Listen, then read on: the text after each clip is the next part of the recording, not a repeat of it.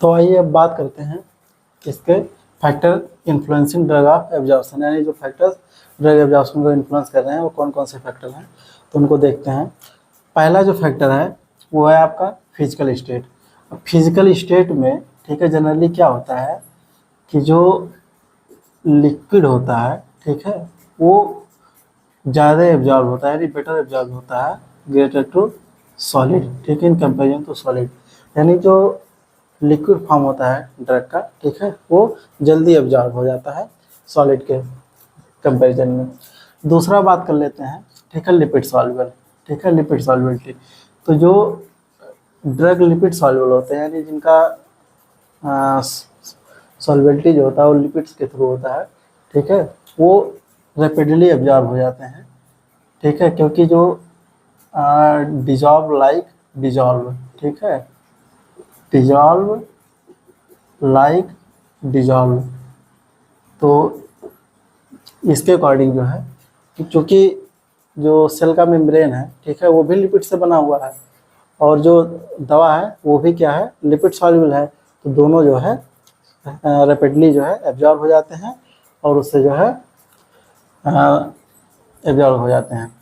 अब बात करते हैं पार्टिकल साइज की, ठीक है। तो पार्टिकल साइज जो स्मॉलर होगा ठीक है, जो स्मॉलर होगा वो जल्दी एब्जॉर्ब होगा ठीक है लार्जर के कंपैरिजन में।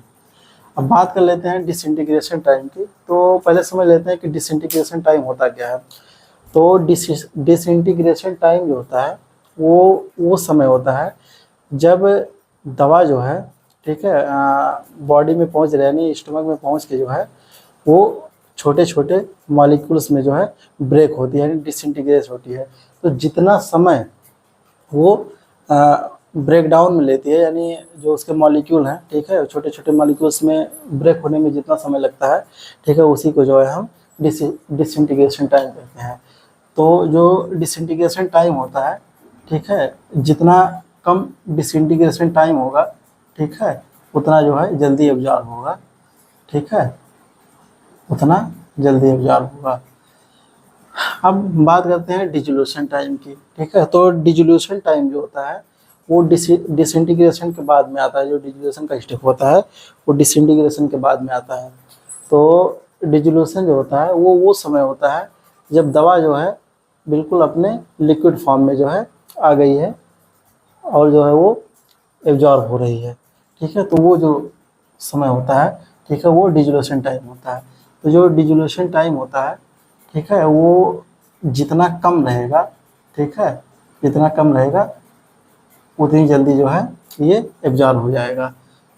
और तीसरा जो है फार्मूलेशन, ठीक है। तो फार्मूलेशन जो होता है ठीक है उसमें फार्मूलेशन में आपके जो है जैसे केमिकली जो है इनर्ट सब्सटेंस होते हैं, जैसे मान लीजिए सेलुलोज हो गया ठीक है, लैक्टोज हो गया, स्टार्च हो गया। तो ये जो फार्मूलेशंस हैं ठीक है तो ये फार्मूलेशन जितना जल्दी एब्जॉर्ब होंगे ठीक है उतना जल्दी जो है दवा का एब्जॉर्प्शन हो जाएगा। तो फार्मूलेशन जो है ये भी मैटर करता है। तो ये जो है आपके physio chemical properties of the drug हो गए ठीक है। पहला आपका हो गया ठीक है फिजिकल स्टेट, दूसरा आपका लिपिड सॉल्युबिलिटी ठीक है, तीसरा पार्टिकल साइज और डिसइंटीग्रेशन टाइम, डिसोल्यूशन टाइम और फार्मूलेशन ठीक है। ये दोनों जो है ठीक है ये डिसोल्यूशन और डिसइंटीग्रेशन ये दोनों जो है बहुत ज़्यादा मैटर करते हैं किसी ड्रग के एब्जॉर्प्शन में ठीक है। फार्मूलेशन भी मैटर करता है लेकिन जो मोस्ट है ठीक है इम्पॉर्टेंट है वो डिसइंटीग्रेशन और डिसोल्यूशन टाइम होता है ठीक है। जितना कम डिसइंटीग्रेशन टाइम होगा जितना कम डिसोल्यूशन टाइम होगा ठीक है उतना जल्दी जो है दवा एब्जॉर्ब हो जाएगी। अब बात करते हैं दूसरे फैक्टर की। तो दूसरा फैक्टर जो है वो रूट ऑफ ड्रग एडमिनिस्ट्रेशन है ठीक है।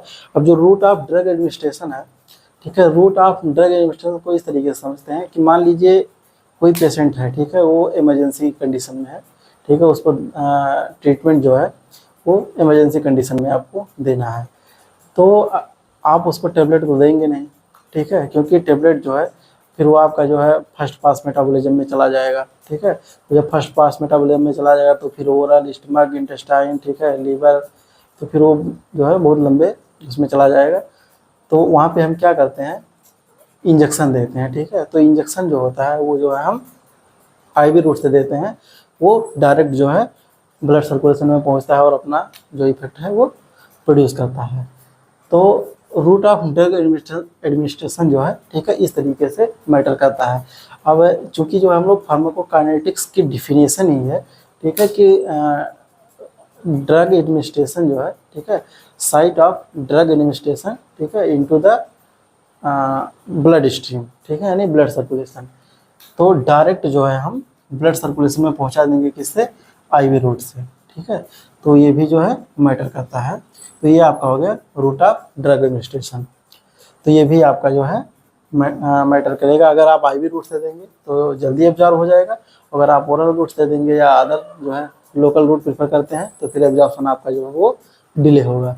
अब बात करते हैं तीसरे पॉइंट की, ठीक है, पीएच एंड आयोनाइजेशन, ठीक है। तो पीएच और आयोनाइजेशन, ठीक है, वो किस तरीके से जो है ड्रग एब्जॉर्प्शन को इन्फ्लुएंस करता है उसको हम देखते हैं, ठीक है। आप इसमें देख रहे हैं कि ये आपका स्टमक हो गया, ठीक है, और ये आपका जो है ये आपका स्टमक, ठीक है, ये आपका स्टमक और ये आपका इंटेस्टाइन, ठीक है, ये आपका इंटेस्टाइन। अब स्टमक में, ठीक है, चूंकि स्टमक का आप जानते हैं कि जो मीडियम होता है वो एसिडिक होता है, ठीक है, यानी जो पीएच होता है वो इसमें अराउंड 2.0 से जो है 2.8 तक जो है होता है इसका पीएच, ठीक है। तो अगर आप वीकली एसिडिक ड्रग ले रहे हैं, ठीक है, अब उसमें आपका जो है बारबिचुरेट आता है, ठीक है, बारबिचुरेट हो गया, ठीक है, और भी दवा है, तो वो क्या है अनआयोनाइज्ड फॉर्म में है, ठीक है। अब जब अनआयोनाइज्ड फॉर्म में है, ठीक है, तो वो बेटर एब्जॉर्ब होगा, ठीक है, स्टमक से, ठीक है, क्योंकि स्टमक जो है वो एसिडिक फॉर्म में है और जो दवा है वो भी एसिडिक फॉर्म में है, तो वो जो है उसका एब्जॉर्प्शन जो है स्टमक में जल्दी हो जाएगा। अब बात करते हैं दूसरे, ठीक है, इंटेस्टाइन की। तो इंटेस्टाइन में चूंकि इंटेस्टाइन का मीडियम जो होता है वो एल्कलाइन होता है, यानी बेसिक मीडियम होता है, तो बेसिक मीडियम में जो है बेसिक दवा एब्जॉर्ब होगी, ठीक है। तो बेसिक दवा एब्जॉर्ब जो है आपकी कौन सी हो गई, मॉर्फिन हो गई और एम्फेटामिन हो गई, ठीक है। तो ये आपका दिया हो गया कि वीकली बेसिक ड्रग्स, ठीक है, मॉर्फिन एम्फेटामिन अनआयोनाइज्ड फॉर्म, ठीक है, better absorb from the intestine, यानी जो इंटेस्टाइन से है ये जल्दी एब्जॉर्ब हो जाएंगे। तो ये आपका हो गया effects of pH and ionization on drug absorption. अब बात करते हैं फूड की। तो फूड भी होता है जो ये भी ड्रग एब्जॉर्प्शन को इन्फ्लुएंस करता है। ये किस तरीके से इन्फ्लुएंस करता है, जैसा कि जब हम आपका एंटी हाइपरटेंसिव ड्रग पढ़ा रहे थे तो उसमें हमने आपको एसी इनहिबिटर्स में, ठीक है, एक कैप्टोप्रिल करके एक ड्रग था, ठीक है, उसको हमने आपको पढ़ाया था। तो उसमें आपने देखा था कि जो फूड होता है वो कैप्टोप्रिल का जो एब्जॉर्प्शन होता है उसको क्या करता है, रिड्यूस कर देता है, ठीक है। तो वो उसी तरीके से जो है और अदर ड्रग है, ठीक है, वो भी जो है उनको भी फूड जो है अफेक्ट करता है उनके एब्जॉर्प्शन को।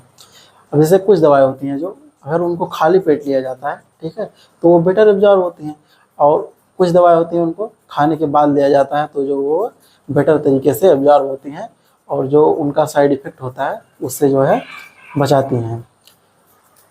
अब खाली पेट में जो आपका है पीपीआई है, प्रोटॉन पंप इनहिबिटर, ठीक है, और जो खाने के बाद लेना है, ठीक है, उसमें आपका अमाइनो ग्लाइकोसाइड, ठीक है, अमाइनो ग्लाइकोसाइड हो गया, ठीक है, और खाली पेट में आपका एक भी रिफाम्पिसिन आता है, ठीक है, रिफाम्पिसिन, ठीक है, रिफाम्पिसिन एंटी ट्यूबरकुलर ड्रग है और इसमें जो है आपका अमाइनो ग्लाइकोसाइड वगैरह जो है ये कैल्शियम की मेडिसिन हो गई, ठीक है, कैल्शियम वाली, ठीक है, तो वो सब जो है खाने के बाद ले जाती हैं। अब जो पांचवा फैक्टर है प्रेजेंस ऑफ अदर ड्रग्स, ठीक है। अब प्रेजेंस ऑफ अदर ड्रग्स कैसे, ठीक है, ये कैसे इन्फ्लुएंस करता है। जैसे मान लीजिए आप जो है विटामिन सी ले रहे हैं, ठीक है, एक एग्जांपल ले रहे हैं, ठीक है, जो विटामिन सी होता है, ठीक है, वो एस्कॉर्बिक एसिड इसे कहते हैं, तो वो जो आयरन होता है, ठीक है, उसके एब्जॉर्प्शन को इन्हेंस करता है, ठीक है, उसके एब्जॉर्प्शन को जो है बढ़ा देता है। तो अगर आप एस्कॉर्बिक एसिड को, ठीक है, आयरन के साथ में विटामिन सी ले लेते हैं, विटामिन सी प्लस आयरन, ठीक है, अगर दोनों को कॉम्बिनेशन में ले रहे हैं तो उसका एब्जॉर्प्शन जो है बेटर तरीके से होगा, ठीक है, यानी जो उसका एब्जॉर्प्शन है वो बढ़िया होगा। अब बात करते हैं 6 नंबर की, area of the absorbing surface, ठीक है। अब area of the absorbing surface किस तरीके से मैटर करता है, तो area of the absorbing surface जो होता है, जैसे स्टमक जो होता है, ठीक है, उसका जो सरफेस एरिया होता है वो कम होता है। जो लार्जर सरफेस एरिया होता है वो किसका होता है, इंटेस्टाइन का होता है, ठीक है। तो स्टमक के कंपैरिजन में इंटेस्टाइन में जो है दवाएं बेटर तरीके से एब्जॉर्ब होंगी, ठीक है। तो जो दवाएं बेसिक मीडियम वाली होती हैं उनका एब्जॉर्प्शन जो है वो बेटर तरीके से होता है, जैसा कि आप जो है इसमें देख पा रहे हैं। और जो एसिडिक मीडियम वाली दवाएं होती हैं उनका एब्जॉर्प्शन जो है स्टमक में होता है, तो उनका एब्जॉर्प्शन जो है थोड़ा लेट होता है। हम बात करते हैं 7वें फैक्टर की, gastro intestinal and other diseases. अब गैस्ट्रो इंटेस्टाइनल डिजीजेज क्या होती हैं, गैस्ट्रो इंटेस्टाइनल डिजीज में कई डिजीज होती हैं, जैसे मान लीजिए आपको गल ब्लैडर का, ठीक है, या इंटेस्टाइन की कोई डिजीज़ है, ठीक है, तो उसमें जो है आपको इसमें एब्जॉर्प्शन जो है वो अलग तरीके से होगा। अब उसको जो है हम इस तरीके से समझेंगे कि मान लीजिए आप एक दवा ले रहे हैं, ठीक है, जो एंटी हेलमिंथिक ड्रग है, ठीक है, तो उसका जो एब्जॉर्प्शन है वो कहाँ होगा, इंटेस्टाइन में होगा, ठीक है। और इंटेस्टाइन में मतलब जनरली उसका एब्जॉर्प्शन जो है बहुत पुअर होता है, जो एंटी हेलमिंथिक ड्रग होती हैं, ठीक है, उनका एब्जॉर्प्शन जो है बहुत पुअर होता है और वो इंटेस्टाइन में ही पड़ी रहती हैं, ठीक है, और वहीं पे अपना जो है इफेक्ट, जो भी उनका साइड एस्टेटिक जो भी इफेक्ट होता है वहीं पे वो अपना इफेक्ट शो करती हैं और वहीं पे उनका जो है फिर वहीं से जो है वो एक्सक्रीट हो जाती हैं, ठीक है। तो वो आपका गैस्ट्रोइंटेस्टाइनल में क्या हो गया, एंटी हेलमिंथ, ठीक है, एंटी हेलमिंथिक मेडिसिन, ठीक है, एंटी हेलमिंथिक मेडिसिन। फिर ये तीनों जो हैं ये first pass metabolism, hepatic disease और इंट्रो हेपेटिक साइक्लिंग, ठीक है, ये तीनों जो हैं ये आपका बायो अवेलेबिलिटी का, ठीक है, ये बायो अवेलेबिलिटी के टॉपिक्स हैं, ठीक है, यानी जो बायो अवेलेबिलिटी होती है ड्रग्स की, ठीक है, उसको जो है ये तीनों जो है मेनली इफेक्ट डालते हैं उस पर। पहला आपका फर्स्ट पास मेटाबॉलिज्म, दूसरा हेपेटिक डिजीज और तीसरा जो है इंट्रो हेपेटिक साइक्लिंग, ठीक है। मतलब थोड़ा सा समझ लेते हैं कि फर्स्ट पास मेटाबॉलिज्म क्या है और हेपेटिक डिजीज क्या है और इंट्रो हेपेटिक साइक्लिंग क्या है, इसको थोड़ा सा शॉर्ट में समझ लेते हैं। बाकी नेक्स्ट लेक्चर में जो है मैं अलग से बायो अवेलेबिलिटी समझाऊंगा, क्योंकि ये बड़ा टॉपिक है और थोड़ा कंसेप्चुअल है, तो उसको समझने में जो है थोड़ा टाइम लगेगा, तो उसका मैं अलग से लेक्चर लूँगा। तो इसमें आपको जो है थोड़ा शॉर्ट में बता देता हूँ कि फर्स्ट पास मेटाबॉलिज्म क्या है और हेपेटिक डिजीज़ क्या है और इंट्रो हेपेटिक साइक्लिंग क्या है। तो फर्स्ट पास मेटाबॉलिज्म पहले समझते हैं। फर्स्ट पास मेटाबॉलिज्म जो होता है, ठीक है, वो रूट होता है किसका, ड्रग का होता है, ठीक है, यानी ड्रग जो है वो किस रूट से होते हुए जो है ब्लड सर्कुलेशन में पहुंच रहा है।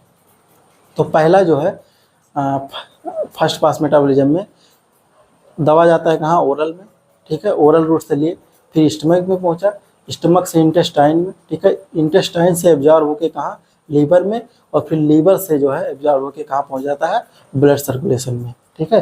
तो वो जो है ये रूट होता है किसका, फर्स्ट पास मेटाबॉलिज्म का, ठीक है। तो पहले हम समझते हैं first pass metabolism. First pass metabolism क्या है, एक रूट है, ठीक है। दवा कहाँ, ओरल से कहाँ गई, स्टमक में गई, स्टमक से इंटेस्टाइन में, इंटेस्टाइन से लीवर में, लीवर में मेटाबोलाइज होकर जो है वो कहाँ पहुँच गई, सिस्टमिक सर्कुलेशन में, और अपना इफेक्ट जो है प्रोड्यूस कर दी, ठीक है। तो ये जो रूट होता है ये फर्स्ट पास मेटाबॉलिज्म का होता है। दूसरा आपका हेपेटिक डिजीज़ है, ठीक है, हेपेटिक डिजीज़ मतलब लीवर की जो बीमारियाँ होती हैं वो भी ड्रग एब्जॉर्प्शन को इफेक्ट करती हैं, तो उसको हम बाद में समझेंगे। अब लास्ट में जो है आपका इंट्रो हेपेटिक साइक्लिंग है, ठीक है, ये भी एक टेक्निकल टर्मिनोलॉजी है, तो इसको समझ लेते हैं। ये भी फर्स्ट पास मेटाबॉलिज्म की तरह जो है ये भी एक रूट है।